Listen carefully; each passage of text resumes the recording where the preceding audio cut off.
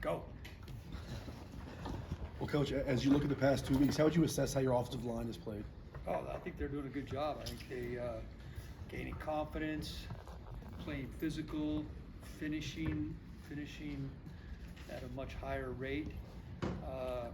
But I think the main word in there is they're playing with a lot more confidence.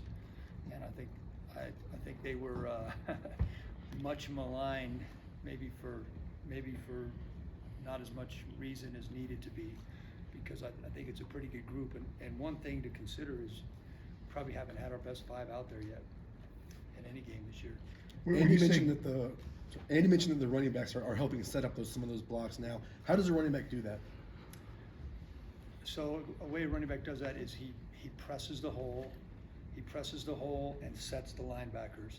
So a lot of these runs today are trying to make the make the middle linebacker make him commit, and then we're either going to cram it or bounce it or cut it back. I mean, the running back has to be disciplined to stay on his track. Now, great running backs are going to run. Their sight and vision is going to tell them where to run, but you do have to have some semblance of rules in the run game to help the lineman know where the back's going to be as well. You say the offensive line has this confidence in the last couple of weeks. I mean, it's this big, tough physical game with lots of X's and O's, but is it as simple as just a couple of successful drives and it starts clicking up here, or have you changed anything? No big changes, except I think one of the biggest things that helps the line and the tight ends is when you're able to repeat runs, when you're able to, that's just one thing that, I mean, I was fortunate to be around some great running backs, Fred Taylor, Maurice Jones-Drew, Steven Jackson, and those guys all tell you they need to see the looks more than one time. And I think as coaches, I know I was guilty of this plenty of times. You run a run in the first quarter and you gain 2 yards, and then you don't run that run again the rest of the game. And I think if you've watched us the last 2 weeks, our run game is nothing fancy. We run the same plays, but I think when the guys get to see the same looks more than a couple times in a game, it helps them. How much of last time we talked to you, Dirk, you said that there are guys on the team you didn't even really know. How much have you used the last couple of weeks how much better do you feel like you know the team and the guys in the last couple of weeks? There's still a lot of guys I don't know. No, there's still lots of good. These teams are big, man. There's a lot of guys out there, and I see them mostly with helmets on. I mean, obviously I see the offensive guys more, but like I'll see defensive guys on the field that I know them by their number, and then they'll come up to me over there and I have no idea who they are. That just takes a while, and I got to admit I haven't really tried that hard. I mean, I've been busy with other things, so I need to get the little picture ID out and carry it around with me. Bring back the tape that you guys use. Yeah. Yeah. How about Ashton Genty though? I mean, he's such a young kid. What's impressed you about him, and what do you know about Ashton? Well, right from the get-go, when I started coming out in the spring, and Ashton, of course, was right out of high school, you could see it right off the bat. And this guy reminds me of Maurice Jones-Drew. You know, he's got that short in height, compact, stacked up body type, and he doesn't give you much to hit. He's got really good pad level. His yards after contact is real impressive. Got good vision. He's got better speed than you would think he does. Better hands than you would think he does. But he showed it right when he got here, even in the spring, and that's mostly in no pads. So he was in practice in the fall. He was breaking off long runs in practice, and then I think just early this season, again, we already talked about those repeat runs. He just wasn't getting very many chances because we were either playing from behind, which is it's hard to keep running the ball when you're behind. I just think we already knew what George could do, and I think we're just finding out more what Ashton can do. And then our third back, you guys haven't seen him much yet, but he's pretty good too. Fato, the transfer from Utah State, that kid's pretty good now. I think he had between 500 and 600 yards for Utah State last year. So we feel good about all those guys. When you look at Green in the 2 games that you started, you've been the coordinator, Fresno last week in San Diego. How would you compare him as a passer in the 2 games? How much better did he get from game 1 to game 2? Well, as I said last time, Talon is not anything close to the quarterback right now that he's gonna be. You can probably say that for a lot of freshmen or redshirt freshmen that are starting. And the only way you get better at that is through experience, through live reps. So, I mean, progress is being made. You know, we haven't had to rely on our passing game because we've had a strong running game. There's going to come a time when we are going to need our passing game. You know, we tried to throw it early against Fresno, and we did get off to a good start throwing, but then we kind of hit a little lull. You know, we obviously have to eliminate turnovers. We can't turn it over backed up, and we've done that a couple times.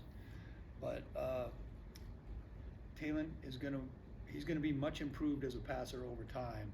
Just how fast that comes, that's remains to be seen. Sounds like last week you spent a lot of time with Talon. What were the priorities? What were the results? Well, the results, you know, we won't measure those till we get to Air Force this week and then games ahead. But, you know, just a few things like we just grouped up all of his passes going clear back to the Oregon State game when he had significant time, and these two games. Watched everything by concept, and I just let him talk. Like, what are you seeing here? You know, what do you think about this decision? What do you think about your timing? He's probably real tired of hearing me talk. So I wanted him to be able to talk me through it, what he's seeing, why he's making the decisions he's making, what type of throws. You know, part of a quarterback's job is to not make plays worse. Like, you know, sometimes it's just a bad play. I mean, they're not all perfect, and the defense, those guys are on scholarship too. So knowing it's real hard to know when to cut our losses and move on. A hard lesson to learn. So Talon and Sam are learning that lesson. It was just a good chance. We had a lot of time in the classroom, but then on the field, those 3 bonus days of practice where we could just take certain concepts and work on concepts that we know we're going to carry through, passing concepts that we're going to carry throughout the season. That was beneficial. Now, you know, the payoff doesn't come until game day, so you know we won't know that. You mentioned that, you know, Ash reminds you of Maurice Jones-Drew. How much of a rhythm do you feel like you found with, you know, George and Ashton? I mean, Ashton ended up out carrying, I guess, you know, George in the last game. But how much of a rhythm do you found? And is there any past experience that you've had of balancing running backs out to lean on? Yeah, I think Keith Bonaparte has a real good feel for that, and he handles the running back substitution. Like, I really don't get involved in that. Keith handles it. A lot of times a running back coach that's been doing it as long as Keith, he just gets a feel. Like, if George has run it maybe 2 or 3 times in a row, especially breaks off a long one, you can sort of tell when those guys are winded, and Keith's got a good feel for that. So, you know, he handles that rotation. Part of the responsibility of playing Air Force offensively is making sure your defense isn't out there on the field all day long. So offensively, you got a little tweak there this week. The way you've been running the ball lately certainly helps that situation. What kind of tweaks do you have to give the offense this week to give the defense a spell? Yeah, I mean, when you watch Air Force's games, you know, in their 2 losses, Wyoming and Utah State, those teams were able to do that. Some of those other teams, I think Nevada ran like 40 plays UNLV ran like 43 plays. Nevada, when they played them, I think they ran 35 plays in the game. So you got to stay ahead of the chains, and you can't turn it over. Staying ahead of the chains, and you got to score touchdowns in the red zone. Like, you know, we can't go 4 for 8 with 4 touchdowns and 4 field goals. I mean, it's just unbelievable when you watch those films. Team goes out there, they go 3 and out. You look at the scoreboard, it's 7-0. They go 3 and out again, it's 14-0. You know, Air Force is built to play with the lead. They do a great job of it. I mean, they're unbelievable what their system is. Their defense is not complex, but they've seen it all. They play very hard. They're really good tacklers. They play sideline to sideline. They know their adjustments. So we definitely have our hands full. If you can run the ball and stay ahead of the chains, that certainly plays to our favor, but they know that too, and they're the smartest guys in the world. Oh, by the way, The receivers haven't created a lot of separation this year. As the play caller, what can you do to improve that, or is it just kind of on them to execute better? both. It's on design, and it's on them, and that's one of those things that we worked hard on last week that I mentioned. easy thing to talk about, harder thing to get done, but, you know, we're working on it. How do you do that? How do you create more separation from a play calling Well, standpoint? some of it is route depth, angle of departure, you know, what kind of releases do we take, you know, instead of always just being in a straight line, are we changing up our releases, do we help them with stacks and bunches? There's different ways to do it, but, you know, at the end of the day, if a defense, especially a defense is playing man coverage, it comes down to man on man, and at the break point, the receiver has to separate and the quarterback has to put it on the money. Oh, by the way, the O-line has to protect. So, you know, there's a few moving parts there. Well, a couple more months you'll have with Talon. I mean, is there one or two concepts, lessons, skills that you want to impart on him? Well, I try to give those guys a lot, you know, based on what comes up in practice every day and what's on the tape. So once again, I'm sure they're all sick of hearing me, but you know, I'm coaching those guys hard. I'm coaching those guys hard. They're getting the full ball of wax, and I get on them a lot. But then when we're in the meeting room and we're talking through things, and they're going back over it, I mean, I have high expectations no matter how much experience we have for those guys, because the team's dependent on them. I mean, you know, the quarterback touches the ball every play. So, you know, I'm sure there'll be things that those guys remember when I'm not here. But you know, whoever the new guy that's coaching them, you know, he's gonna have his coaching points as well. But you know, I'm not really thinking about that. I'm thinking about, like, what do we got to do this week to score points against Air Force? When you were saying when you got here that, you know, obviously you had him as a, you know, years ago you might tweak some things mechanically with Talon and Sam, but on short time, you know, what specifically are you doing to try and, you know, kind of make them better passers? Yeah, timing. I mean, that's mostly timing. It's mostly footwork, like we talked about the separation. So the quarterback's footwork, his timing, and his release have to be in sync with the route depth and the break point. And when they're not, you know, you got to fix it on one end or the other, or it's not, you know, it's not going to fix itself. So mostly that kind of stuff. Dirk, how beneficial was it to not have a game week last week? Maybe catch your breath a little bit and coach this kid in these quarterbacks in a bye week scenario. Did that help?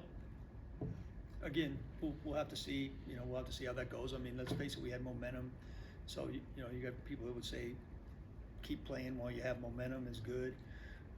I love bye weeks because, again, you do get to catch your breath. You get to get your guys that were banged up somewhat more healthy.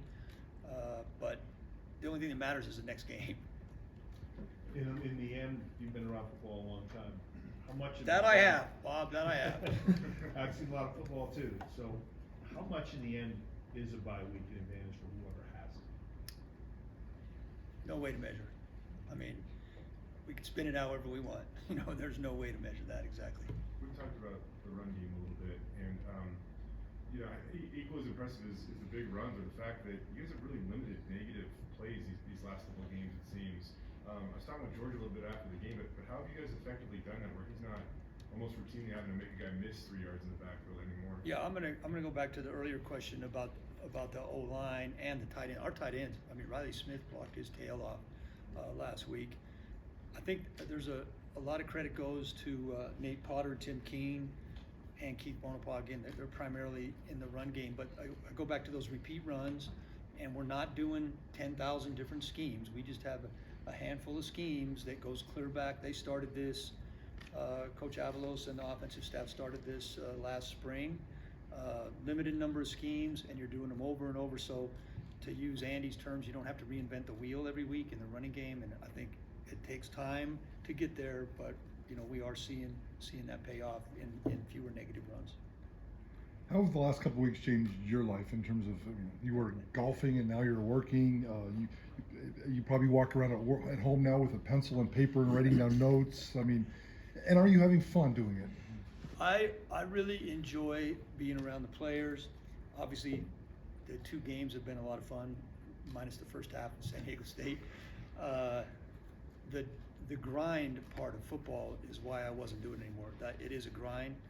As I said last time, these guys work their tails off. You know, we got done practicing Thursday. I went to McCall golfing. All these other guys went recruiting for 2 days. it's hard. It's hard. The grind is long, and you know there's reward to it, but my reward for that is in the past. Like, but I have really enjoyed practice and being around the players. When I hit the practice field, I'm just coaching ball, and then the games, you're playing chess with real live guys. That's fun, and it's fun to see these guys have success. I've enjoyed that. What kind of role will you play in recruiting in terms of, it sounds like you're not gonna travel, but will you look at film every now and then if somebody No. asks you, or No. nothing? No, I'm out of recruiting. Nothing, yeah, you won't even, not evaluation or nothing, huh? I mean, you know, if they ask me to do something, I'll do it, but they haven't been asking me that. So you're literally coaching Monday through Saturday and something, well, 7 days a week, you're coaching. That's it. Okay. Okay, have a great one. Thanks, Coach.